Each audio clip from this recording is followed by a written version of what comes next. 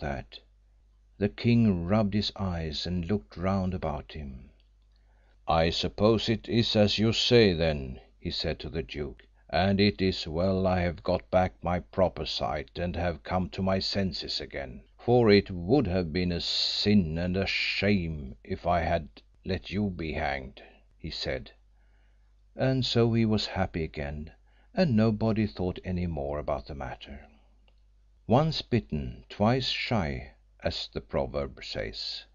And the duke now took upon himself to manage and look after most of his affairs, so that it was seldom Lars had to wear out his shoes.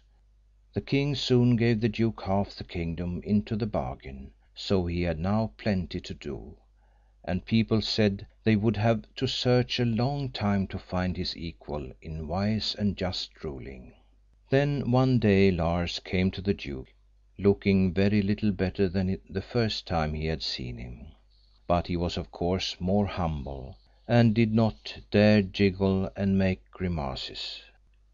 "You do not want my help any longer now," he said, "for although I did wear out my shoes at first, I am now unable to wear out a single pair, and my feet will soon be covered all over with moss.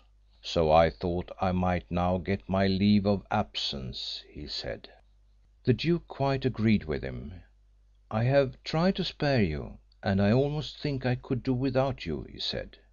"But the palace and all the rest I do not want to lose, for such a clever builder as you I shall never get again, nor do I ever want to adorn the gallows again, as you can well understand.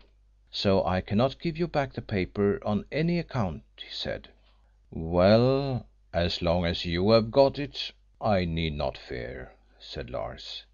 "But if anybody else should get hold of it, there will be nothing but running and trudging about again.